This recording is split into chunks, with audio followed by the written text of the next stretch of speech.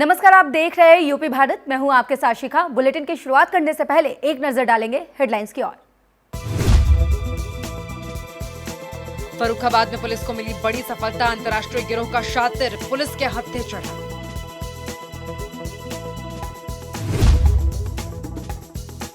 UP में corona की नई गाइडलाइन, बिना अनुमति के नहीं होगा कोई कार्यक्रम।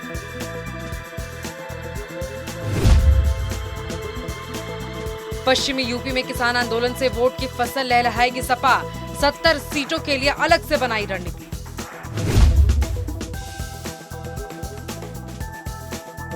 आंदोलन स्थल पर मनाया जा रहा है शहीदी दिवस। आंदोलनकारी किसानों ने बांधी पीली पगड़ी।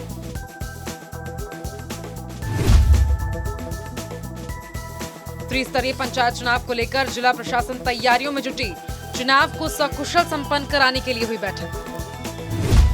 उत्तर प्रदेश में अब सार्वजनिक कार्यक्रम और जुलूस बिना पूर्व अनुमति के नहीं हो सकेंगे। वहीं सरकार ने स्पष्ट कर दिया है कि पर्व और त्योहार पर कोई रोक नहीं लगाई गई है, लेकिन बढ़ते संक्रमण को देखते हुए लोगों को जागरूक करने के लिए कहा गया है। ये भी निर्देश दिए गए हैं कि बिना स्थानीय प्रशासन की पूर्व अनुमति के कोई जुलूस, कार्यक्रम या सार्वजनिक समारोह आयोजित नहीं किए जाएं। इन आयोजनों में हाई रिस्क कैटेगरी जैसे 10 साल की उम्र से कम के बच्चों, 60 साल से अधिक के वृद्ध और एक से अधिक गंभीर बीमारी से ग्रसित व्यक्तियों को इनमें शामिल होने से बचाया जाए। अनुमति के पूर्व ये सुनिश्चित किया जाए कि ऐसे आयोजनों में कोविड प्रोटोकॉल का पूरी तरह से पालन हो। अपने पद पर रहते हुए गंभीर अनियमितता पाए जाने के आरोप में यूपी के आईपीएस अफसर अमिताभ ठाकुर के साथ 3 आईपीएस अफसरों को अनिवार्य सेवानिवृत्ति दे दी गई है। तीनों ही अफसरों को सरकारी सेवा के लिए अनुपयुक्त पाया गया। ये फैसला गृह मंत्रालय की ओर से स्क्रीनिंग के बाद लिया गया। साथ ही बता दें कि आईपीएस अमिताभ ठाकुर पर आईजी रूल्स और मैनुअल के खिलाफ कई तरह की जांच चल रही थी। सेवानिवृत्ति होने वाले अन्य अफसरों में राजेश कृष्ण, सेना नायक 10 बटालियन बाराबंकी के, और राजेश शंकर डीआईजी स्थापना भी है। राजेश कृष्ण का आजमगढ़ में पुलिस भर्ती में घोटाले में नाम आया था, तो वहीं देवरिया शेल्टर होम प्रकरण में आईपीएस राकेश शंकर की भूमिका संदिग्ध पाई गई थी। इस पर प्रतिक्रिया देते हुए अमिताभ ठाकुर ने ट्वीट किया है कि मुझे अभी वीआरएस लोकहित में सेवानिवृत्ति आदेश प्राप्त हुआ। सरकार को अब मेरी सेवाएं नहीं चाहिए। जय हिंद। इसके अलावा उन्होंने ट्वीट कर आदेश का लेटर भी जारी किया है। सपा किसान आंदोलन के सहारे पश्चिमी यूपी में वोट की फसल लहलहाने की तैयारी में है। रालोद का साथ मिलने से सपा जाटलैंड में उत्साहित है। इसीलिए इस क्षेत्र के लगभग 110 विधानसभा क्षेत्रों में से 70 के लिए अलग से रणनीति बनाई गई है। वर्तमान में सपा के 49 में से 14 विधायक पश्चिमी उत्तर प्रदेश के हैं। चुनाव 2022 की तैयारी में लगी सपा फूंक फूंक कर कदम रख रही है। पार्टी के रणनीतिकार प्रदेश के विभिन्न हिस्सों में डेरा डाले हुए हैं और वहां से मिल रहे फीडबैक के आधार पर भविष्य के लिए रणनीति तैयार की जा रही है। जौनपुर में आगामी दिनों में होने वाले त्रिस्तरीय पंचायत चुनाव को लेकर जिला प्रशासन तैयारियों में जुट गया है। उधर चुनाव को सकुशल संपन्न कराने के लिए बैठक भी की गई, जिसमें जोनल मजिस्ट्रेट, सेक्टर मजिस्ट्रेट के साथ साथ पुलिस अधिकारी और कर्मचारी भी शामिल हुए। पंचायत चुनावों के लिए बैलेट पेपर और अन्य चुनाव सामग्रियों को एकत्रित किया जा रहा है। वहीं इस मामले में जानकारी देते हुए मुख्य विकास अधिकारी ने बताया है कि चुनाव को लेकर नई आरक्षण नीति के तहत आरक्षण की अंतिम सूची जारी कर दी गई है। चुनाव को लेके आपको पता है कि माननीय उच्च न्यायालय ने जो आरक्षण की नीति है उस पर एक आदेश जारी किया था, जिसके तहत एक शासनादेश भी जारी हुआ और नए आरक्षण नीति के अंतर्गत हम लोगों ने आरक्षण की कार्रवाई की अनंतिम सूची जारी की। उस अनंतिम सूची पे अभी तत्काल आपत्तियां इनवाइट की जा रही हैं कि जिन लोगों को उस पर आपत्ति देनी है वो आपत्ति दें। उस आपत्तियों का नियमानुसार निस्तारण किया जाएगा और 24 को हम लोग इस सूची को ऑफिशियली पब्लिश करेंगे, जो कि अंतिम सूची होगी हमारे आरक्षण की। फर्रुखाबाद में पुलिस को 13 किलोग्राम अफीम की बड़ी खेप पकड़ने में कामयाबी हासिल हुई है। अंतर्राष्ट्रीय बाजार में इसकी कीमत 2 करोड़ रुपए बताई जा रही है। अफीम को ट्रक से ले जा रहे अंतर्राष्ट्रीय गिरोह का एक शातिर भी पुलिस के हत्थे चढ़ गया है, जबकि 2 अभियुक्त फरार बताए जा रहे हैं। साथ ही बता दें कि इस अफीम को ये दोनों चंडीगढ़ और पंजाब में ज्यादा दामों में सप्लाई किया करते थे।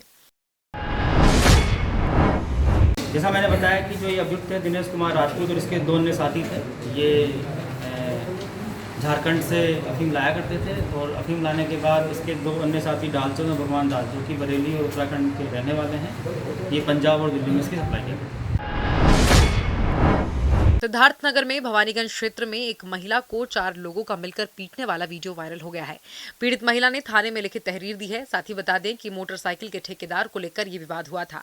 वहीं महिला ने आरोप लगाया है कि शिकायत करने पर गांव के ही 4 लोगों ने मिलकर उसके साथ लड़के और मुझे बुरी तरह से पीटा, जिससे गंभीर चोटें आई हैं। भवानीगंज पुलिस एक आरोपी को गिरफ्तार भी कर चुकी है।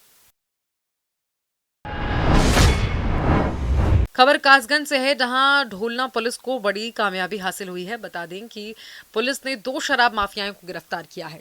शातिरों के कब्जे से हजारों रुपए की गैर प्रांत की शराब बरामद हुई है। पकड़े गए शातिर राज्य सरकार को भारी मात्रा में राजस्व की हानि पहुंचा रहे थे। वहीं बदमाश ढोलना क्षेत्र के कच्ची नहर के पास से गिरफ्तार किए गए। कृषि कानूनों को लेकर गाजीपुर बॉर्डर पर किसानों का आंदोलन 116वें दिन भी जारी रहा। किसान नेताओं का कहना है कि जब तक सरकार तीनों कानूनों को वापस नहीं लेगी और एमएसपी पर कानूनी गारंटी नहीं देगी, तब तक किसानों का आंदोलन लगातार जारी रहेगा। सुनिए किसानों ने बातचीत में क्या कुछ कहा।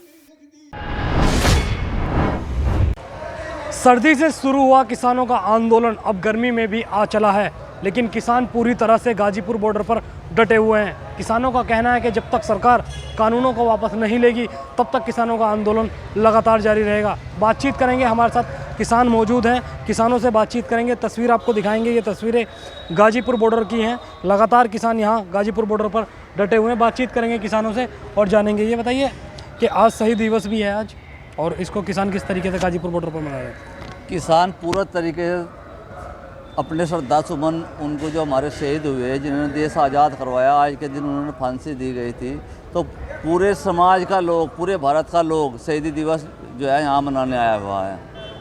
और हम भी जो हमारे शहीद हुए उनको भी याद करेंगे। जो हमारे किसान यहाँ लगभग 300 के करीब शहीद हुए गए 115-16 दिन में, उन्हें भी श्रद्धांजलि दी जाएगी। और जो शहीदी दिवस है इसको तो मना ही रहे हैं। लगातार किसानों के, चाहे वो बात करें नए साल की, तो नया साल भी किसानों का यहाँ गाजीपुर बॉर्डर पर मनाया गया। सर्दी पूरी तरह से किसान सर्दी में यहाँ रहा, आंदोलन करता रहा, और अब गर्मी भी आ चुकी है। गर्मी की तैयारी किस तरीके से शुरू की जा रही है? यहाँ पे गर्मी की भी हमारे यहाँ जो छप्पर होते हैं फूस के, वो भी तैयार कर दिए गए हैं।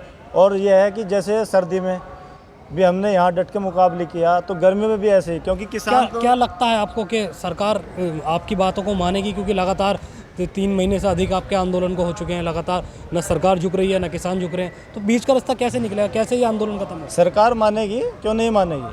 अगर नहीं मानती, आगे चुनाव आ रहे हैं, सरकार को उसमें पता चल जाएगा, क्योंकि किसान ही तो वोट दे के सरकार बनाते हैं, तो मानेगी। उत्तर प्रदेश की तमाम खबरों को देखने के लिए बने रहिए हमारे साथ यूपी भारत में। नमस्कार। उत्तर प्रदेश की हर खबर से रूबरू होने के लिए लाइक और सब्सक्राइब करें यूपी भारत।